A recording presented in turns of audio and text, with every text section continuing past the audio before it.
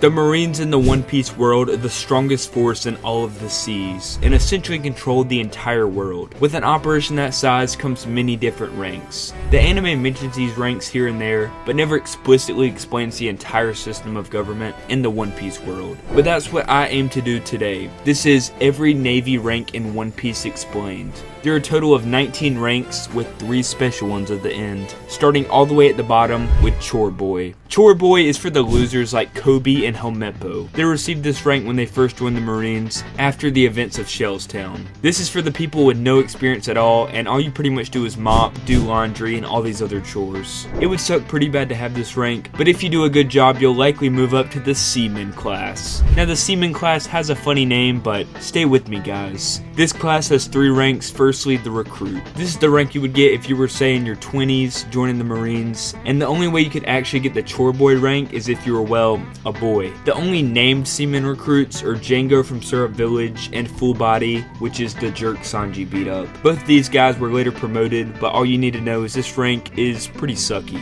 Seaman Apprentice is slightly higher than the recruit, and there are no named characters in this rank, which just proves its irrelevance. Seaman First Class is next though, and now we got something a little bit interesting. I mean, you're still going to get tanked by Luffy and other pirates when they go on their rampages, but at least you got a little bit more authority. The only known character in this rank is Lines, and he dies in Baratie, so that's pretty lame. He could have been a freaking admiral for all we know, darn it. At the 15th highest rank in the Marines is the Petty Officer. Now we're cooking.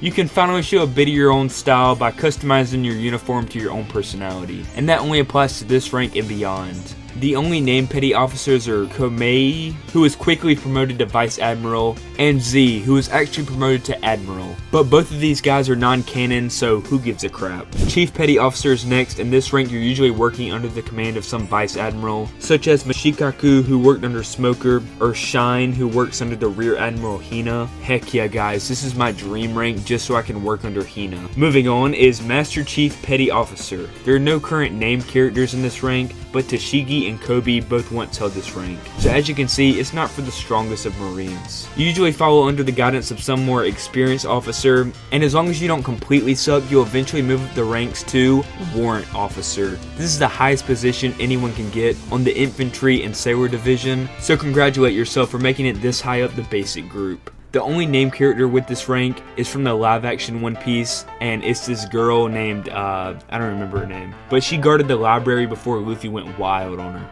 Ensign is the first rank where a person can wear the justice writing on the back of their clothing, because every rank before them doesn't know the true meaning of justice. Notable characters are Mako, who was on Hina's death squad and tried to stop the Straw Hats as they were leaving Alabasta, and we also got this Nami looking girl named Azuka. She has a history with Ace confronting his crew and later meeting him in Sabaody Park, where they accidentally get on a ride together. We all know Azuka was just trying to smash. Next is Lieutenant Junior Grade, the lowest out of the 3 lieutenant ranks. Current ones are Stalker, this big dude, and holy crap, what the frick are they feeding the Marines? And we also got Rokaku, who is one of Axe-Hand Morgan's officers and was cut because he didn't want to kill a little girl. Lieutenant is next, and from here on out, all the ranks are pretty prestigious, I'd say. Zato is the only current named one in this rank, and he shows his personality by having these flaps on the side of his hat. That's about everything interesting about him. A former lieutenant is Full Body, who got way too cocky and put back into his place by Sanji, and then promoted all the way down 9 ranks to recruit. And then later in the series, he's promoted back to Lieutenant Commander, so yeah. And speaking of Lieutenant Commander,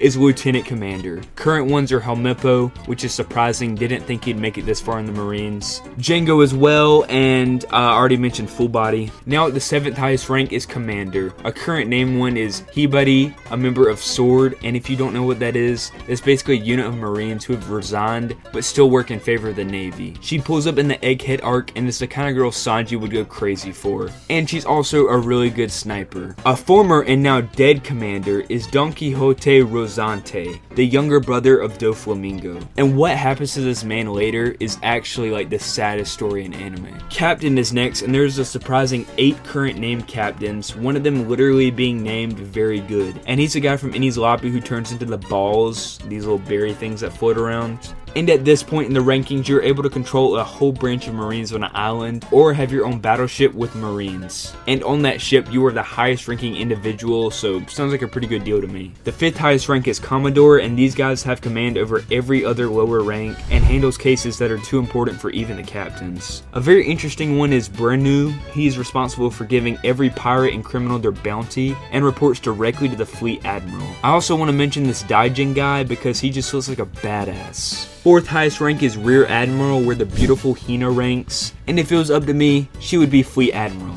And from this rank onward, you have to be approved by the 5 elders, which is kind of crazy. Other named Rear Admirals are Kadar and Akihindi, but the most notable one is the baddie Hina. Now on to the big boys, Vice Admirals. There are 31 current Vice Admirals, all of which are very strong and have to know how to use at least one type of hockey. All these guys are also pretty free in what they can wear. I mean, just look at some of the outfits. Obviously, the most powerful Vice Admiral is Garp, and he doesn't move up because he doesn't want to be used like the Admirals are. Mamanga is also a pretty cool one, stabbing himself so he doesn't get turned to stone by Boa Hancock, and even led the Buster Call in Eni's lobby. But my favorite Vice Admiral has to go to Anigumo, the Spider Swordsman, who is always smoking cigarettes like a true man. And now the Admirals, easily the strongest people in the Navy and the most free. They can pretty much do whatever they want unless a Buster Call is called. They're pretty much free, man. I'd say they're even stronger than the Fleet Admiral. There can only be 3 Admirals at a time, and they are the only people able to initiate a Buster Call on any island they see fit. The original 3 Admirals are Sakazuki, Kuzan or Aokiji, and Borsalino or Kizaru. Sakazuki easily is the strongest Admiral and is now the Fleet Admiral. Aokiji resigned, and Kizaru stays in the same position to this day. But the 2 new admirals are Isho, the villain in the Dressrosa arc, and Aramaki, who has just recently appeared at the end of the Wano arc. And this guy like turns into like a tree or something. I don't really know. And now the highest Navy rank is the Fleet Admiral, only held by one person at a time. Firstly Sengoku, but is now held by the more ruthless Sakazuki. This person is in control of all the Marines and is the sole commander in time of war. The outfit a Fleet Admiral wears is highly stylized to their liking, such as Sakazuki's Hawaiian look, and there are only 3 groups in higher power than the Fleet Admirals, so I'm gonna just throw those in because they are very interesting. First is the World Government Commander-in-Chief, held by only one known man named Kong. Not that Kong, but this Kong. He only handles the most important situations in relation to the government and reports directly with the 5 elders. This guy is so important, he doesn't even show up in time of war. Fun fact, he also really respects Garp, which just goes to show you how powerful of a guy Garp really is. Now the 5 elders. These are the highest ranking celestial dragons and spend all their time hanging out in Marie Joie. To the world, these are the rulers of the government, but they are secretly subordinates to a higher being, which I'll get into in a minute. These guys have control over the 3 great powers, being the Marines, 7 warlords, and even Cypherpole. It is unknown how long they've held their position or who their successors will be, but that's all up to the ruler of the One Piece world, Imu. Imu is a fairly new character that will turn the world upside down in the final saga. I'm sure of it. Imu's existence is a secret and is only known by the 5 elders. Imu has the power to erase entire islands just by lifting a finger, and it's unknown the true limits of their power and if they are even human. So Luffy's got it coming, man, let's just say that. So that is the entire Marine system from Chore Boy all the way up to the Supreme Ruler Imu. If you guys enjoyed, leave a comment letting me know if you want to see similar stuff. That's about it for now. Thank you guys so much for 50,000 subscribers. It's my dream to make videos like this, and I'll see you guys next time. I love you all.